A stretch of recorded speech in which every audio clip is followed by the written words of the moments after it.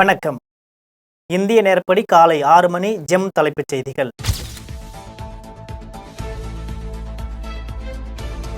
முன்னாள் பிரதமர் மன்மோகன் சிங்கின் இறுதி சடங்கு நடத்த அனுமதி மறுத்தது சீக்கிய சமூகத்தை அவமதிக்கும் செயல். மத்திய அரசுக்கு முதலமைச்சர் மு.க. ஸ்டாலின் கண்டனம்.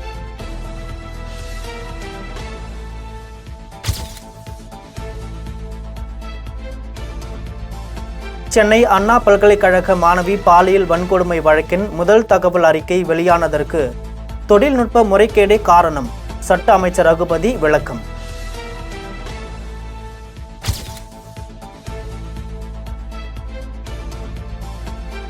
அண்ணா பல்கலைக்கழகத்தில் ஆளுநர் ஆர்.என். ரவி ஆய்வு. மாணவர்களுக்கான பாதுகாப்பு சூழலை மேம்படுத்த உத்தரவு.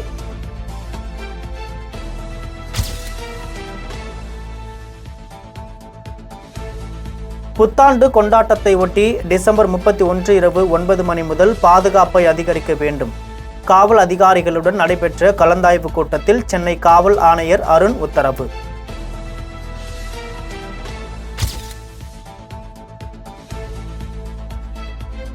முதலமைச்சரும் திமுகவும் பெண்களின் உரிமைக்காகவும் பெண்களின் கல்விக்காகவும் தொடர்ந்து பணிகளை செய்து வருகிறது. கனிமொழி பேட்டி.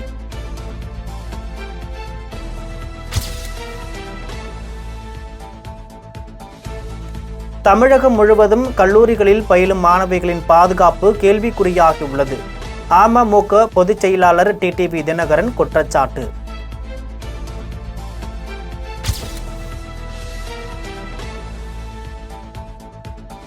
நவீன தொழில்நுட்பம் மூலம் தனிநபரை மிரட்டுவதும் பயங்கரவாதம்தான். சென்னை கோட்டூர்புரத்தில் நடைபெற்ற புத்தக வெளியீட்டு விழாவில் அன்பில் மகேஷ் பேச்சு.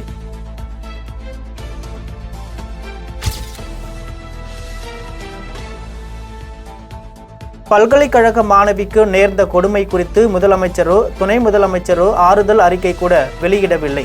நடிகர் சரத்குமார் தனது எக்ஸ் தள பதிவில் பதிவு.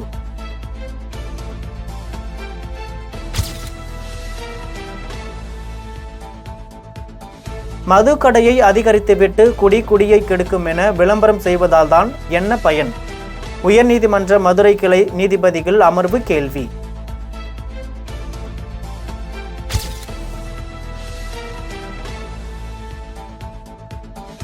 பிரதமர் நரேந்திர மோடியை டெல்லியில் நேரில் சந்தித்து வாழ்த்து பெற்றார் உலக செஸ் சாம்பியன் குகேஷ். மேலும் பல வெற்றிக்கு பிரதமர் மோடி வாழ்த்து.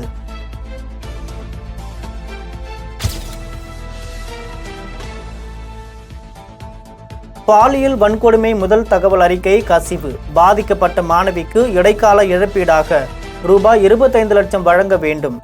அரசுக்கு சென்னை உயர்நீதிமன்ற நீதிபதிகள் அமர்வு உத்தரவு.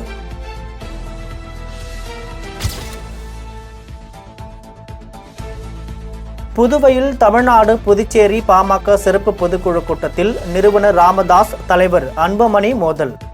டாக்டர் ராமதாஸ் மகளின் மகன் முகுந்தன் பரசுராமனை இளைஞர் அணி செயலாளராக நியமிக்க அன்புமணி எதிர்ப்பு. தன்னை சந்திக்க வருபவர்கள் பனையூரில் உள்ள தனது அலுவலகம் வருமாறு அன்புமணி தெரிவிப்பால் தொண்டர்கள் அதிர்ச்சி.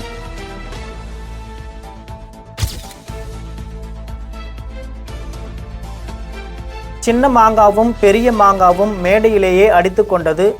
2 மாங்கா அவுட். குன்றத்தூரில் நடந்த பொதுக்கூட்டத்தில் அமைச்சர் தாமு அன்பரசன் பேச்சு.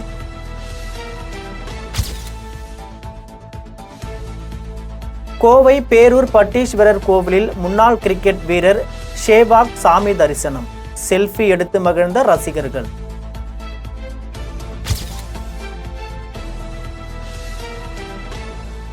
திருநெல்வேலி மாவட்டம் வள்ளியூரில் அரசு போக்குவரத்து கழகத்திலிருந்து நிறுத்தப்பட்ட பேருந்துகளை மீண்டும் இயக்கவும், தொழிலாளர்களை சாதிய ரீதியாக துன்புறுத்தும் மேலாளர் மீது நடவடிக்கை எடுக்கவும் வலியுறுத்தி புரட்சி பாரதம் கட்சி சார்பில் கண்டன ஆர்ப்பாட்டம்.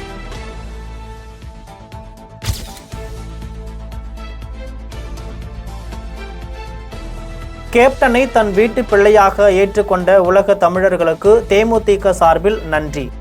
தேமுதிக பொதுச் செயலாளர் பிரேமலதா நிகழ்ச்சி.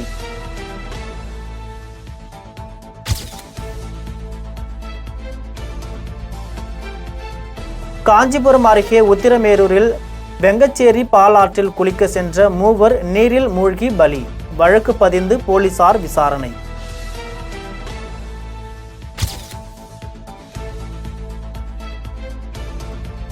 திருநெல்வேலி மாவட்டம் மேலப்பாளையம் தனியார் திரையரங்கில் பெட்ரோல் குண்டு வீசிய வழக்கில் மேலும் 2 கைது, போலீசார் நடவடிக்கை.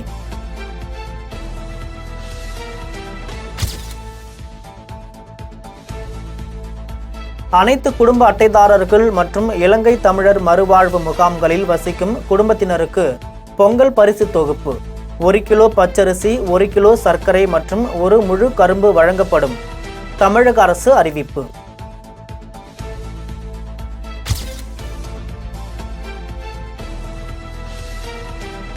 அடுத்த ஆண்டு ஜனவரி இறுதியில் தொடக்கம். தமிழக வெற்றி கழக தலைவர் விஜய் தமிழகம் முழுவதும் சுற்றுப்பயணம் செய்து மக்கள் ஆதரவு திரட்ட திட்டம் என கட்சி வட்டாரங்கள் தகவல்.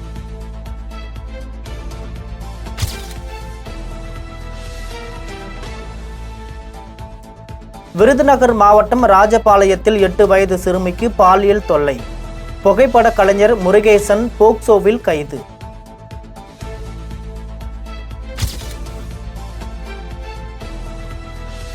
ஹரியானாவில் பணியின் போது மரணம் அடையும் இராணுவ வீரர்கள் மற்றும் மத்திய ஆயுத போலீஸ் படையினரின் குடும்பத்தினருக்கு வழங்கப்பட்டு வரும் இழப்பீடு ரூபாய் 1 கோடியாக உயர்வு, மாநில மந்திரி சபை ஒப்புதல்.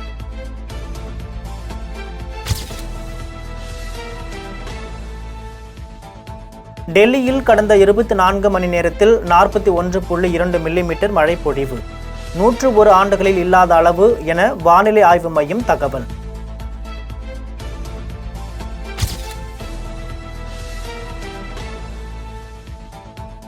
அம்பேத்கர் குறித்து பேசிய மத்திய உள்துறை அமைச்சர் அமித்ஷாவை கண்டித்து வள்ளுவர் கோட்டம் அருகே விசிக ஆர்ப்பாட்டம், திருமாவளவன், ரவிக்குமார் பங்கேற்பு.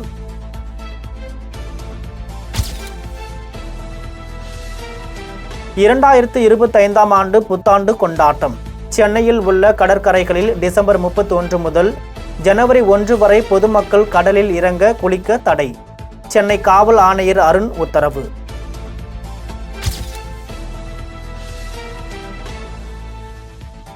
தஞ்சை பெரிய கோவிலில் சனி பிரதோஷத்தை முன்னிட்டு பெரிய நந்திக்கு சிறப்பு அபிஷேகம், திரளான பக்தர்கள் பங்கேற்பு.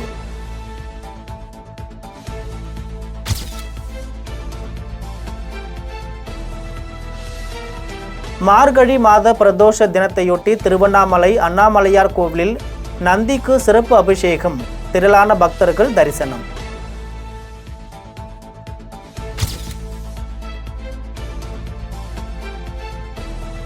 கூலி திரைப்பட படப்பிடிப்பு 70% நிறைவடைந்துள்ளது. பெங்களூருவிலிருந்து சென்னை திரும்பிய ரஜினிகாந்த் பேட்டி.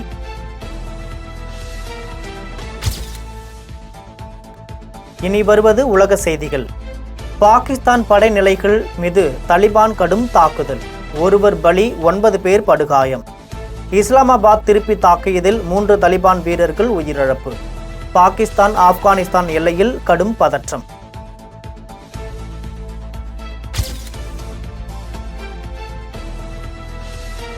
தொடரும் போர், உக்ரைன் ராணுவ தளத்தை குறிவைத்து தாக்கிய ரஷ்யா, 450 வீரர்கள் பலியான சோகம்.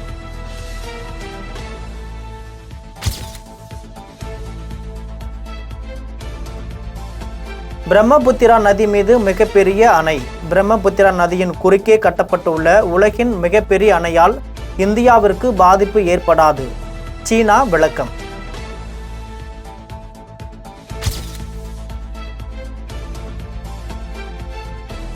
அஜர்பைஜான் விமான விபத்தில் 38 பேர் பலி, ரஷ்ய ராணுவ கட்டமைப்பால் தாக்கப்பட்டதாக தகவல். அஜர்பைஜான் அதிபரிடம் தொலைபேசியில் மன்னிப்பு கோரினார் ரஷ்ய அதிபர் புதின்.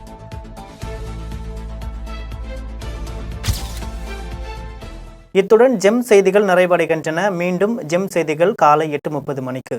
உடனுக்குடன் செய்திகளை காண GemLive.tv என்ற இணையதளத்தில் இணைந்திருங்கள். நன்றி, வணக்கம்.